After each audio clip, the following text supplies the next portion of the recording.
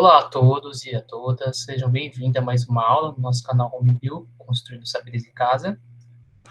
Eu me chamo Otávio Ítalo e vou falar um pouquinho com vocês hoje sobre a sistemática e sobre a taxonomia, né?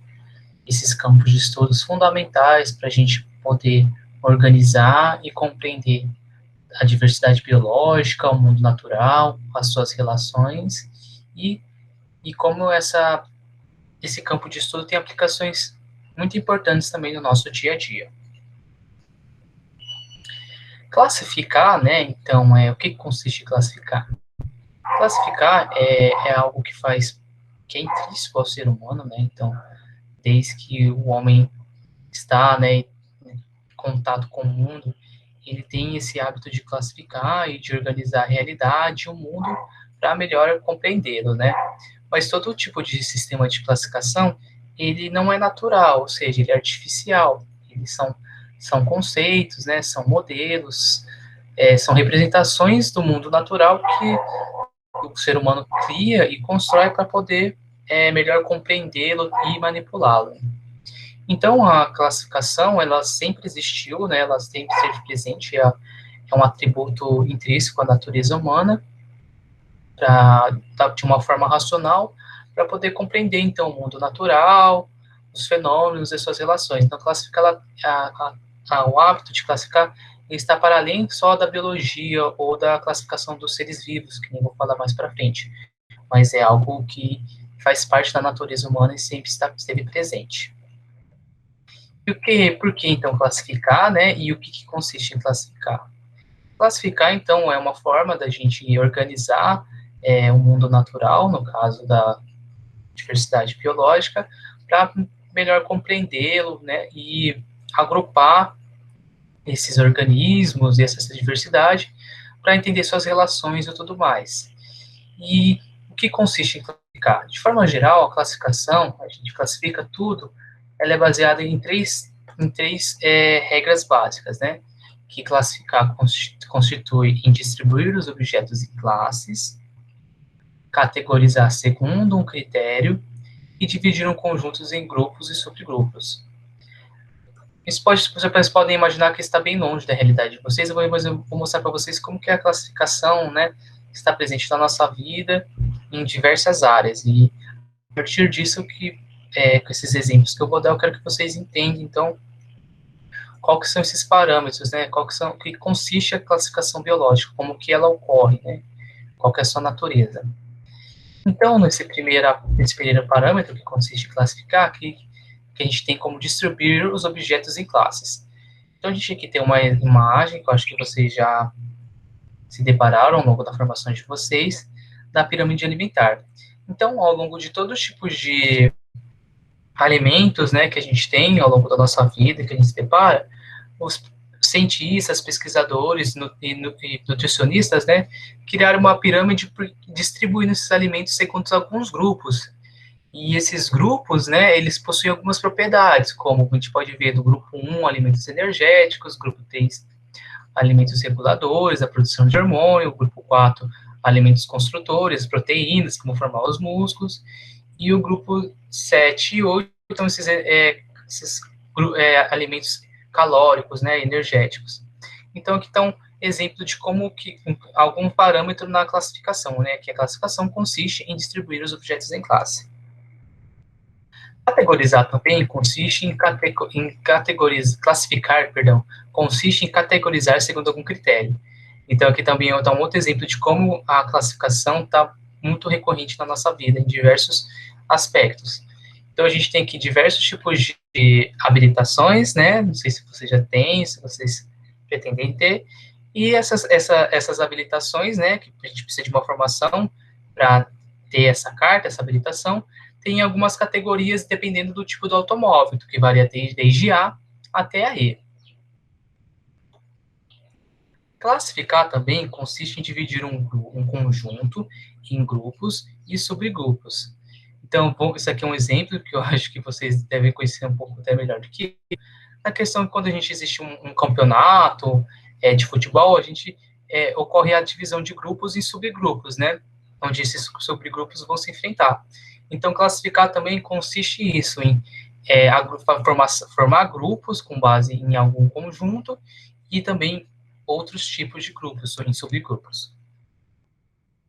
Agora, então, vocês viram que a classificação está presente em muitos aspectos da nossa vida. Vamos voltar, então, agora para a nossa aula, né, que é a classificação dos seres vivos, né? Então, a gente tem uma imensidade de seres vivos em diversas formas, cores, né, reinos, lugares, né? Então, para todo lugar que a gente vê, a gente vai ter diferentes organismos, desde organismos microscópicos, como organismos macroscópicos. Então, aqui a gente tem um exemplo de essa diversificação de organismos, tanto de plantas, animais, peixes, e com base nisso, né, e ao longo da história da humanidade, do ser humano, existiu diversas tentativas, então, de classificar os seres vivos, né, a biodiversidade em si. Os primeiros tipos de classificação que ocorreram, né, no começo da história da humanidade, consistiam principalmente em plantas ou outros tipos de organismos, de saber quais eram comestíveis ou não. Uma das primeiras classificações ao longo da história da humanidade era saber identificar se determinado alimento, planta ou recurso era venenoso ou não, né? Isso com base nas experiências. Então, os primeiros tipos de classificação da biologia, da diversidade biológica, consistia em saber se ele era comestível ou não. Ao longo da história da humanidade, passando pelas principais épocas, né, e séculos, e como na Grécia Antiga, a gente teve a primeira tentativa, né, por Platão, de sistematizar, de criar um sistema de classificação para os organismos. E Platão, ele classificou com base na semelhança dos organismos. Ele separou as espécies, né, com base na sua forma, se eles eram indivíduos de sangue quente ou de sangue frio.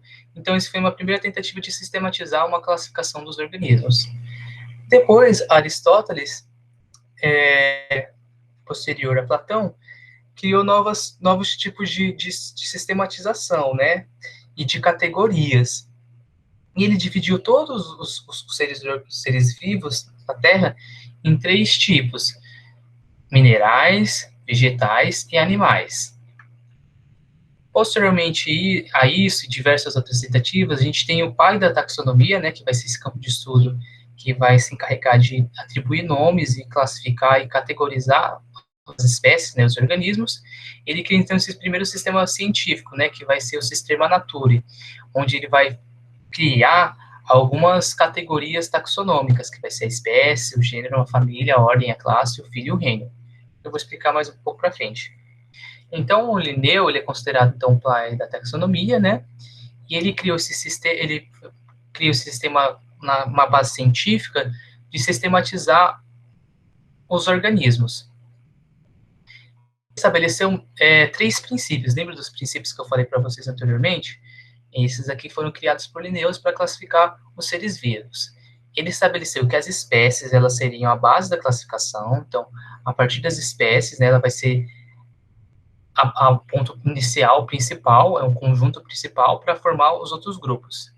E criou 5 grupos taxonômicos: o reino, a classe, a ordem, o gênero e a espécie. Ele propôs o uso de palavras latinas para a designação das espécies e estabeleceu uma nomenclatura binominal, que eu vou explicar um pouquinho mais para frente, para cada espécie. E como é que o Linneu classificava, né, esses organismos? Linneu, ele agrupava essa diversidade biológica em grupos de acordo com a sua semelhança na estrutura corporal. Então, a morfologia, né, a forma dos organismos, com base na forma dos organismos que Linneu criou e agrupou em determinados grupos e subgrupos. Então, como eu disse anteriormente, a taxonomia, ela vem do grego antigo tax, que significa arranjo, e nomia, método. Então, é um método, né, uma disciplina da biologia que define os grupos de organismos biológicos com base em características comuns e dá nome a esses grupos. Aí vamos discutir, então, entender um pouco da espécie, porque já que ela é o ponto principal, o elemento básico para o sistema de classificação biológica.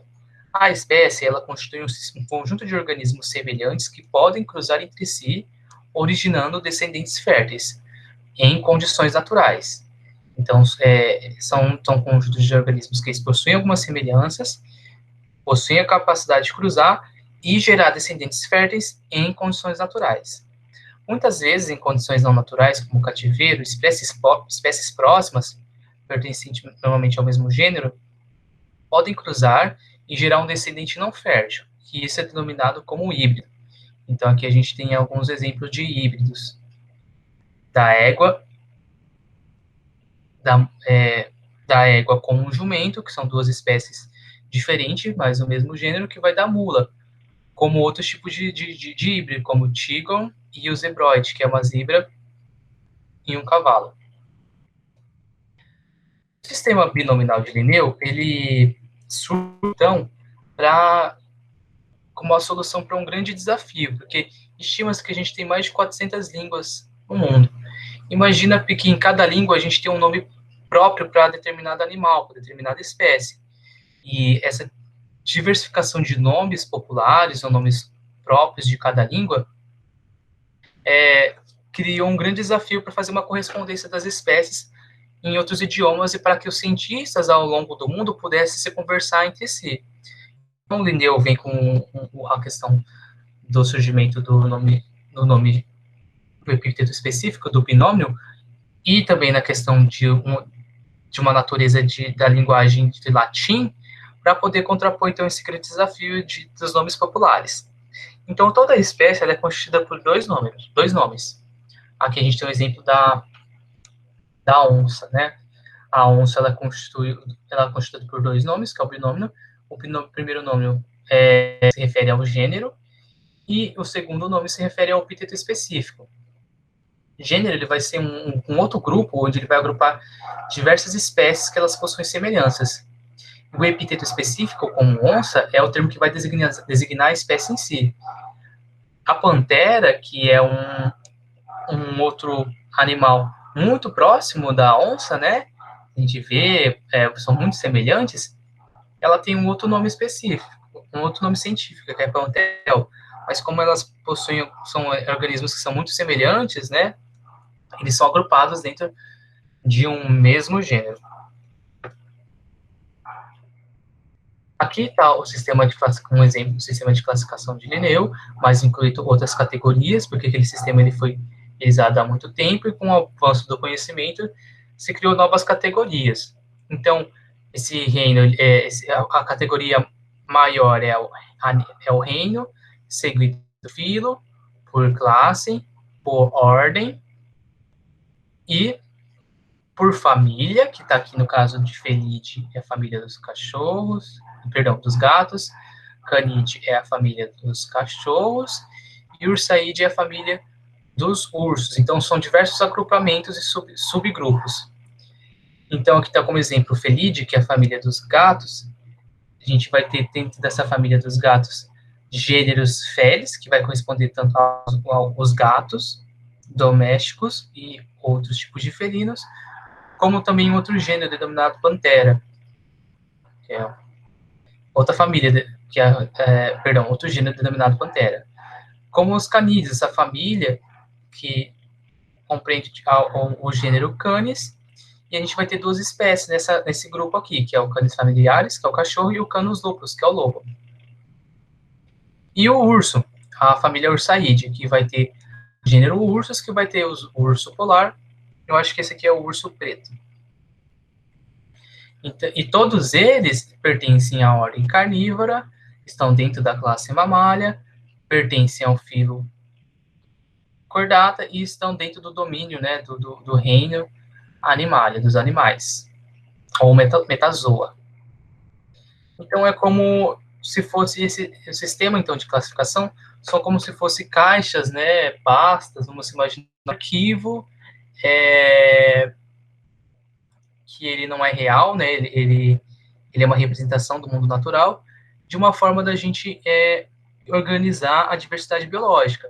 Então, é como se cada organismo que vive nesse mundo, cada espécie, lembra do conceito de espécie, tivesse um crachá, né, uma forma de se identificar.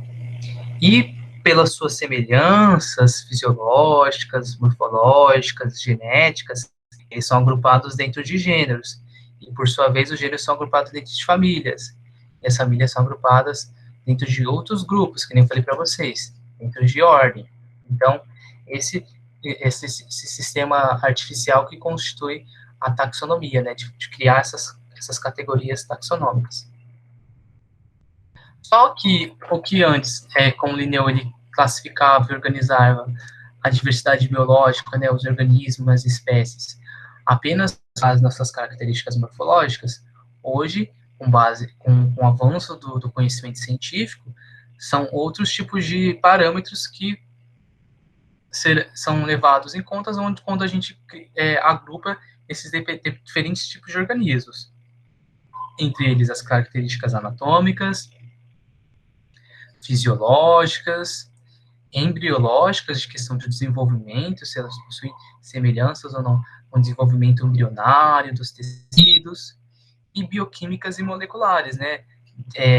Questão de comparação com o genoma, com o DNA.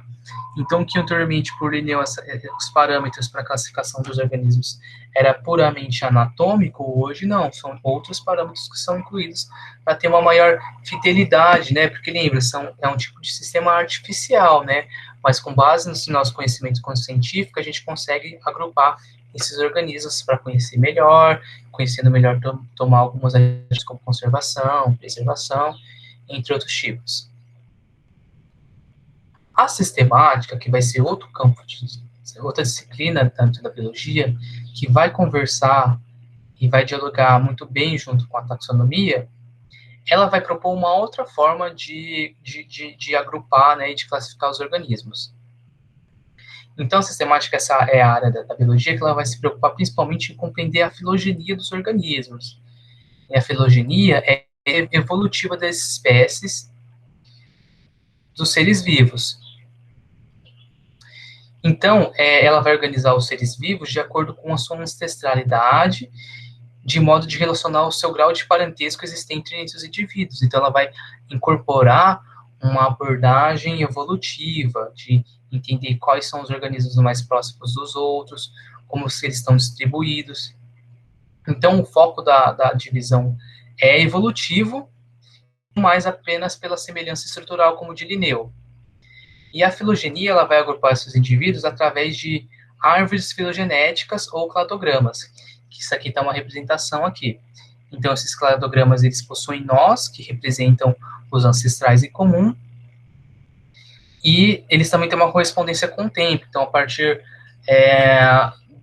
de um grande tempo, que é onde que opera a evolução, a gente vai ter uma diversificação dos organismos que vão se diversificar a partir de ancestrais comuns. Então, a gente tem aqui um exemplo dos hominídeos, né, e dos primatas, e de como ocorreu, então, essa diversificação e, por conseguinte, né, o surgimento dos hominídeos e da espécie Homo sapiens, que é o homem, né. E eu vou explicar um pouquinho mais para frente um grande equívoco que existe quando se refere quanto a isso. E a sistemática filogenética, então, como eu falei para vocês, ela vai classificar os organismos de acordo com as situações de grau de parentesco, né? Mas, todavia, ela vai incorporar também a nomenclatura binominal e as categorias taxonômicas de Linneu. Então, ela incorpora, né, o binômio, que é os nomes, que foi uma grande ideia de Linneu, mas ela vai procurar a sua relação de grau de parentesco. Olha aqui um exemplo também. Lembra quando a gente viu canis e canides? Então, todos eles são presentes na carnívora. A carnívora se diversificou e surgiu diversas famílias, entre elas as famílias dos gatos, das lontras e dos cachorros. Aí a gente tem a família Canidae, dentro da ordem Canidia, e Canis vai ser um gênero que se diversificou, né, em algumas espécies, tanto o lobo, que é o Canis lupus, como o coiote, como canis familiares, que a gente viu que é o cachorro doméstico. E isso aqui eu queria mostrar para vocês, então, esse grande equívoco, né, porque lembra que eu falei para vocês, a filogenia, então, ela vai tentar buscar os graus de parentesco entre os organismos. E esses nós se referem a ancestrais em comum. Então, essa imagem que vocês sempre veem ao longo dos estudos de vocês, em camisa, em adesivos e tudo mais, é uma imagem totalmente equivocada, porque ela pressupõe que a evolução é de uma forma linear. A gente sabe que não é isso, né? Vamos lembrar das aulas de evolução. Que esses organismos vão se adaptar e vão ocorrer separações dessas populações por diferentes tipos de natureza, que isso é um assunto para outra aula, e ele se diversifica com base, então, numa representação correta, então, da humanidade, né, do surgimento dos humanos, é um cladograma, né, que é essa representação como aqui. Então, a taxonomia é importante porque a gente estima-se que a gente tem um grande número de espécies que ainda não foram encontradas, né, e o que a gente conhece gira em torno de 1,7 milhões que foram documentados, e essa área de classificar e organizar é extremamente importante para a gente conseguir ter um estudo mais preciso e vital para o conhecimento do mundo natural, porque a partir que a gente organiza os organismos, entende quem eles são, quais são as suas relações, a gente pode avançar muito no conhecimento científico, em ações como de preservação, de recursos, medicamentos, entre outros. Então, a taxonomia e a sistemática, né, elas são tidas como uma ciência base para as outras ciências, porque a gente só consegue estudar aquilo que a gente conhece, né, de forma organizada. É um exemplo da importância disso. Você já parou para pensar que o convívio entre seres humanos e plantas é tão antigo quanto a própria história da humanidade? Na história do Brasil, o uso e a produção de algumas plantas como a cana-de-açúcar, café e o cacau foram importantíssimos. Além disso, o próprio nome do nosso país tem a ver com uma planta nativa, o pau-brasil. Porém, o que muitas pessoas não se dão conta é que, além dessas plantas, o Brasil é o país com maior biodiversidade vegetal do mundo. Estamos falando de mais de 300 mil espécies de plantas. Assim, existe um potencial enorme e ainda pouco explorado que podemos aproveitar das plantas brasileiras. Vamos tomar como exemplo a nossa jabuticaba. Além de utilizarmos ela como alimento, um composto bioativo na sua casca, recentemente descoberto, retarda o nosso processo natural de envelhecimento. Você pode não acreditar, mas existem 33 espécies de jabuticabas no Brasil. Agora, imagine se esse mesmo composto bioativo estivesse disponível em maiores concentrações em alguma dessas outras espécies de jabuticabas selvagens. Testar todas seria muito custoso e demorado. Mas como saber por onde começar ou qual espécie escolher? Para responder isso, uma árvore filogenética, que funciona como um tipo de árvore genealógica da jabuticaba, seria muito útil. Com essa informação, conseguiríamos direcionar nossa pesquisa para, por exemplo, as espécies mais próximas da jabuticaba cultivada. Dessa maneira, economizamos tempo e dinheiro, e todos saem ganhando. Assim, o nosso objetivo é construir uma árvore filogenética das plantas utilizando o DNA, para compreender aspectos da sua evolução e da sua diversidade. Pesquisas como essa são feitas no Laboratório de Sistemática Vegetal do Instituto de Biociências da USP. Meu nome é Marcelo Cubo, e nesse laboratório eu desenvolvo uma pesquisa sobre as inflorescências de Plínio e gêneros relacionados, da família Myrtaceae, sob a orientação do professor Paulo Sano. Myrtaceae é a família que inclui as jabuticabas, a goiaba, os araçás e as pitangas, e as inflorescências são conjuntos de flores que podem estar arranjadas de diferentes maneiras. O que queremos é entender como esses arranjos se modificaram ao longo da evolução. Sabemos que esse é um estudo pontual nesse esforço de construir o conhecimento sobre a enorme diversidade brasileira. Por isso, trabalhamos de maneira colaborativa com diversos pesquisadores de outras instituições nacionais e internacionais. Fazendo ciência juntos, podemos fazer muito mais. Num país em que todos sabem o que é ser um time, formamos um time de cientistas. Mas quais os impactos de estudos como esse? Estudos assim são fundamentais na construção de uma sociedade mais sustentável, ajudam a melhorar as políticas de conservação e podem ser importantes no direcionamento de pesquisas aplicadas, ajudando na descoberta de novas fontes de medicamentos e melhorias na produção de alimento. Assim, algo que parece muito distante do nosso dia a dia, como o estudo da evolução e parentesco das jabuticabas, pode ter importantes reflexos ambientais, sociais e econômicos. Bom, agora, quando você se deliciar com uma jabuticaba, lembre-se que é um time de cientistas tentando descobrir novas informações sobre ela e compartilhar com o mundo.